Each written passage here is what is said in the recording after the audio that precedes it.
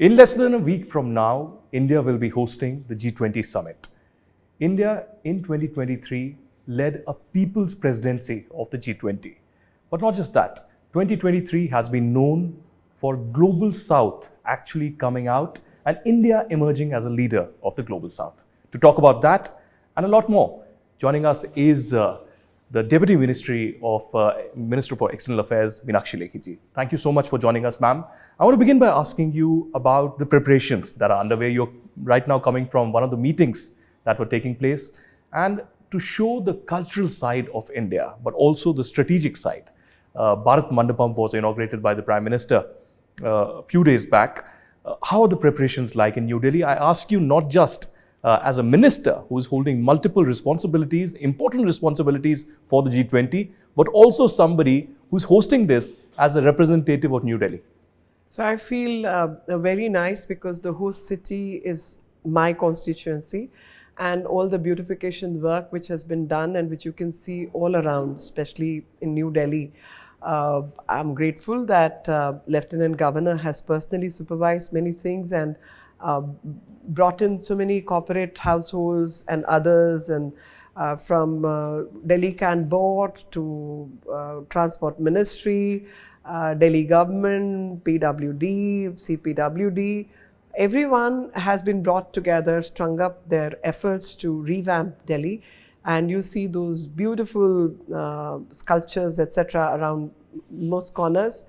Those have come from CSR funding also. So a lot of private people have come forward to support the cause, and of course Government of India has spent whatever Government of India has spent, which is few thousand crores on this hosting this particular event, which is of great importance to this country for two perspectives. One, G20 Presidency has come India's way for the first time.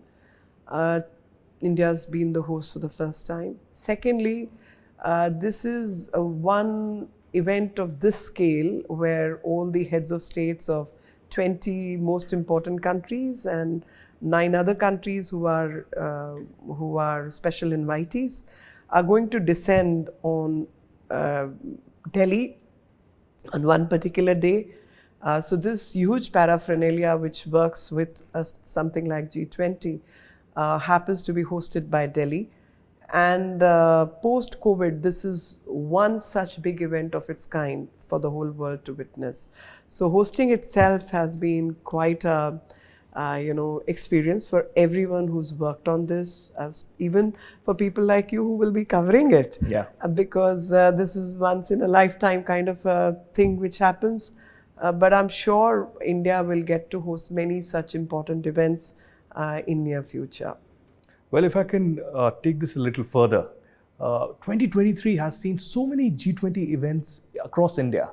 I mean, it is unseen, unheard of. I have covered G20 in Australia and several other countries, but the kind of josh or the kind of enthusiasm that I can say among the common people, I mean, states coming out, private organizations coming out and organizing G20 events. So my question to you, ma'am, is how do you see India's presidency different from other presidencies, and how did India end up, in this people's presidency where people's participation was seen all across? So let me straight away tell you the answer. The answer is India today is being led by a person called Mr. Narendra Modi, who's a people's person. So now his leadership itself is very grounded. So by virtue of being a people's person on everything, minutest of the details, he has his own way, and he communicates it very straightforward manner to each one of us. And so Jan Bhagidari, for example, was his brainwave, and he said, look, events happen, events can come and go, but we represent the people of India, and every Indian is a proud citizen of this country, and there has to be Jan Bhagidari in every event. 2, this is also a time when we will be spending money and we will be working for the country in branding India. While on one side we brand India, but it is not just branding, the assets need to be created for the people of India. Then India needs to be showcased. So engage as many people as you can And so engagement of people became relevant. Then even in countries, it was his idea, and I was present in that meeting when he said that can we have other countries other than G20 countries as invitees? So he called other countries other than invitees to be participants. Then just before G20, he held a forum for Global South. And in that interaction, he straight away asked and took the opinion from everybody that what is it that they would want to be addressed by the other countries. So he took those inputs forward to showcase that if we say Vasudev Kutumbakam, the world is one family, it cannot be that you leave out a few. So none be left out. Let everyone participate in the well-being, as the interdependence between each other, people and countries, is the prime method of engaging, and also that's a method which we should take forward.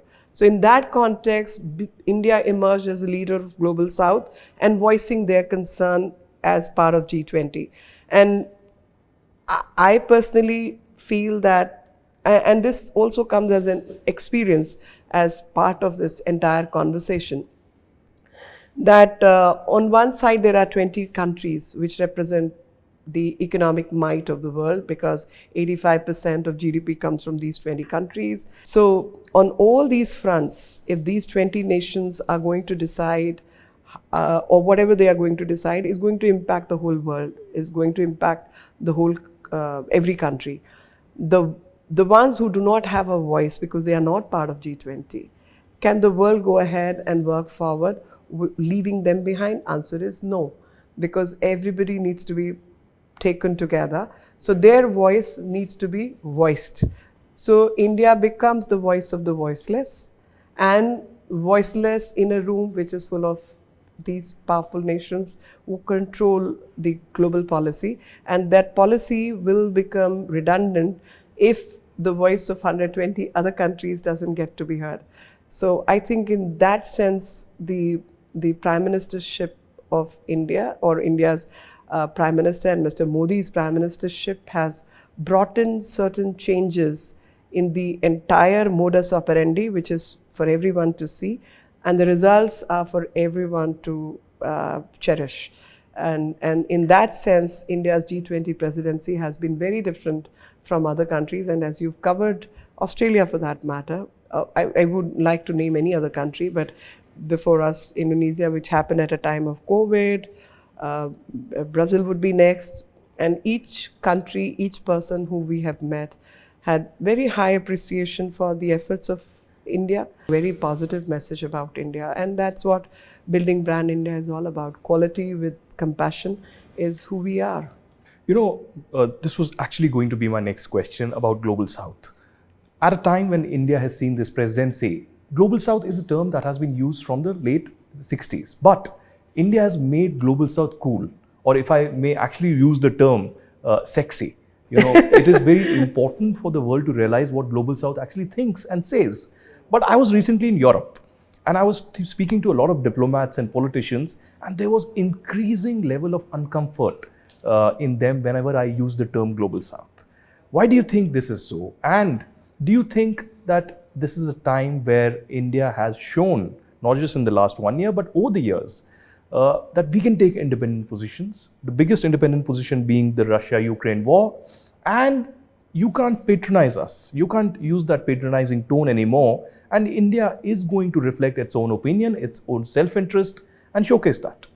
So if you take any action with good intention and logical intention, and you are logically able to explain your position, I think the world gets to listen to it, and they pay heed to what you say.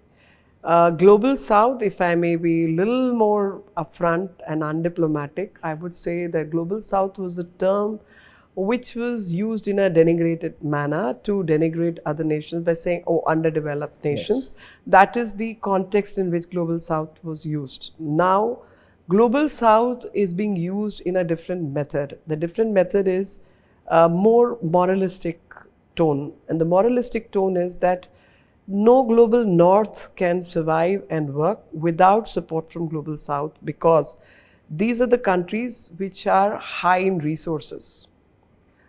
Maybe low on capital, but they are high in resources.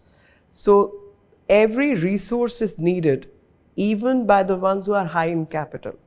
Capital can best be utilized if it is put to right resource.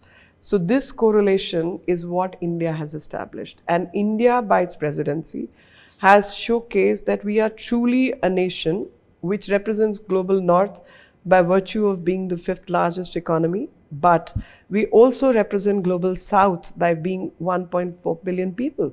And we are rightfully placed, and we've been part of global south for all times. So we are rightfully placed to articulate the right policies which will benefit both sides. We are like a bridge between north and south. And I say this, and I'm repeating myself, I say we are not just representing global south and north, we are also representing east and west, because we are an Eastern civilization by virtue of our democracy, rule of law, institutionalization. We are very much like a Western nation. So we are also a bridge between East and West. We are not an undemocratic country run by some military ruler. No, we are a democracy. We are run by rule of law, a multi-party system, courts, multiple opinions, etc., etc. So we are very much a country of the West as well. Language. So keeping this scenario, we are rightfully placed to articulate all points of views, because all points of views exist in this country.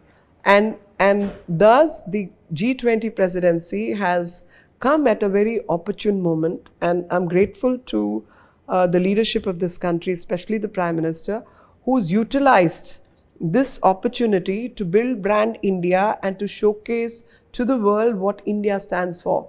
For a long time, our voice was not being heard.